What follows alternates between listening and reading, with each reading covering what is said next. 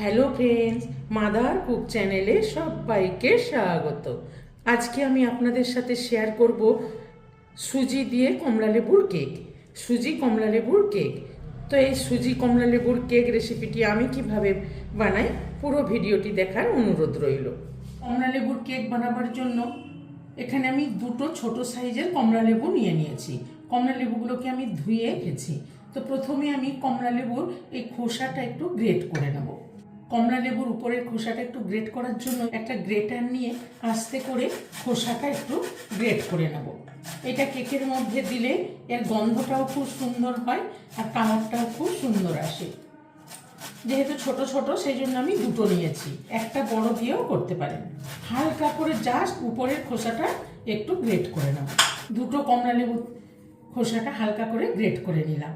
এখানে 1 চামচ মতো বেরিয়ে গেছে। এবার এটাকে সরিয়ে রাখবো।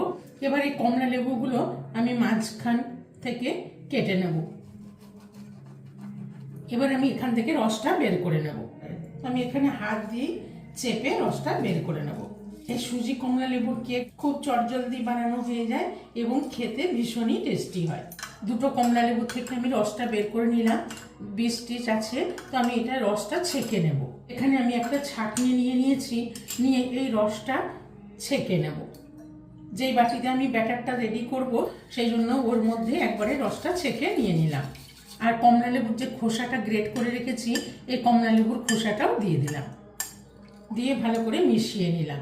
এবার দেখুন এখানে একদম মিহি সরু দানার যে সুজিটা সেই সুজিটা নিয়ে নিয়েছি, মেজারিং কাপের 1 কাপ। এই সুজিটা আমি এখানে দিয়ে দিলাম, দিয়ে একটু এই রসটার সাথে মিশিয়ে নেব। সুজিটা আমি একটু মিশিয়ে নিলাম। আর এখানে নিয়ে নিয়েছি 1/4 কাপ দুধ। এই দুধটাও দিয়ে দেবো, দিয়ে আর একটু ভালো করে মিশিয়ে নেব। দুধটা দিয়ে মিশিয়ে নিলাম। 1/4 কাপ দুধ দিতে সুজিটা ভিজে গেছে। এবার আমি এই অবস্থায় 10 মিনিট মতো ঢেকে দিলাম।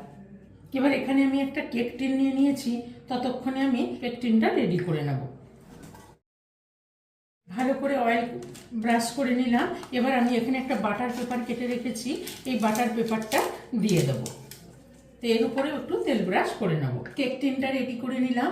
এবার আমি যেহেতু মাইক্রো ওভেনে করব সেই জন্য মাইক্রো ওভেনটা আমি প্রিহিটে দিয়ে দেবো। এবার কেক টিনটা সরিয়ে রেখে এখানে সুজিটা যে ভিজিয়ে রেখেছিলাম সুজিটা নিয়ে নিলাম। দেখুন সুজিটা খুব সুন্দর ভিজে গেছে। এবার এখানে আমি একে একে সব উপকরণগুলো দিয়ে দেবো। মেজারিং কাপের 1 কাপ সুজি নিয়েছি আর নিয়ে নিলাম 1/2 কাপ মতন টক দই। এই টক দইটা দিয়ে দেবো। আর এখানে নিয়ে নিয়েছি 1/3 কাপ রিফাইন্ড অয়েল। এই 1/3 কাপ রিফাইন্ড অয়েল দিয়ে দিলাম। এখানে আমি 1/4 কাপ চিনি নিয়ে গুঁড়ো করে নিয়েছি, এই গুঁড়ো চিনিটাও দিয়ে দিলাম। আপনারা চাইলে এখানে গোটা চিনিও দিতে পারেন। দিয়ে সবগুলোকে একসাথে ভালো করে মিশিয়ে নেব।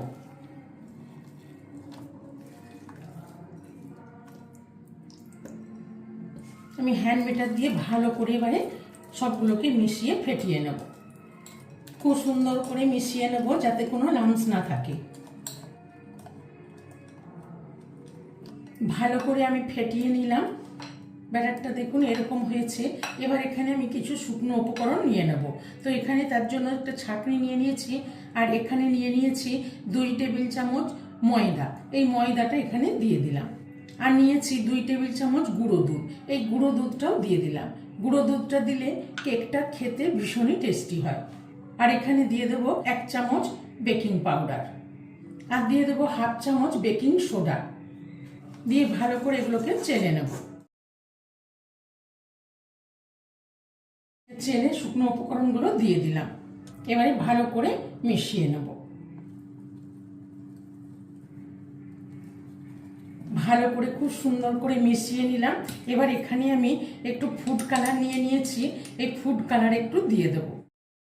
ফুড কালারটা দিয়ে ভালো করে নেড়ে মিশিয়ে নেব। কেকের ব্যাটারটা ভালো করে ফেটিয়ে নিলাম। কত সুন্দর হয়েছে। ব্যাটারের স্ট্রাকচারটা কিন্তু এইরকম হবে। ব্যাটারটা রেডি। এবার দেখুন এখানে আমি 1 টেবিল চামচ টুটি ফুটি নিয়ে নিয়েছি। গ্রিন টুটি ফুটিটাই আছে, সবুজ রঙের এই টুটি ফুটিটাই আমি নিয়ে নিয়েছি। এই টুটি ফুটিটার মধ্যে সামান্য একটু ময়দা দিয়ে মিশিয়ে নেব। এই টুটি ফুটিটা দিয়ে দিলাম। তা আপনারা সব রকমের টুটি ফুটি দিয়ে দিতে পারেন। টুটি ফুটিটা দিয়ে একটু মিশিয়ে নেব। কত সুন্দর হয়ে গেছে, ব্যাটার একদম রেডি। এবারে কেক টিনের মধ্যে নিয়ে নেব।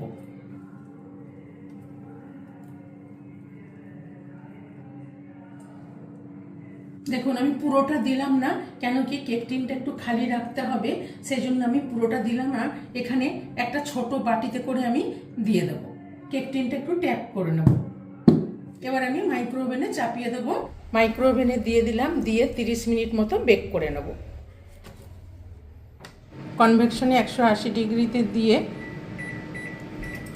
30 মিনিট বেক করতে দিয়ে দিলাম। 30 মিনিট বেক করে নিলাম। 30 মিনিট পর এবার আমি মাইক্রো ওভেনটা খুলে দেখে নেব। দেখুন কত সুন্দর হয়েছে কেকটা। এবার আমি একটা কাঠি দিয়ে দেখে নেব কেকটা ঠিক মতন বেক হয়েছে কিনা। দেখুন কাঠিটার মধ্যে কিচ্ছু লেগে নেই, খুব সুন্দর বেক হয়ে গেছে। এবার আমি এই কেকটাকে মাইক্রো ওভেনের মধ্যে রেখে একটু ঠান্ডা করে নেব। আর এখানে দেখুন যেটা বেঁচে ছিল সেটা আমি একটা এরকম টিফিন বক্সের মধ্যে নিয়ে নিয়েছি। এটাকে আমি 10 মিনিট মতো দিয়ে বেক করে নেব।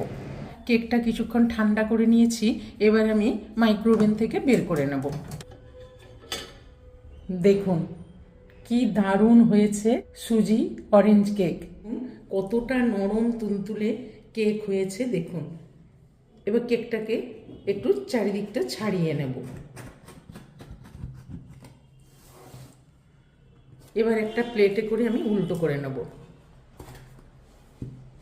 এবার আস্তে করে বাটিটা উঠিয়ে নিলাম। এবার উপর থেকে বাটার পেপারটা ছাড়িয়ে নেব। দেখুন বন্ধুরা কেকটা নিচটাও কত সুন্দর হয়েছে, কি দারুণ হয়েছে।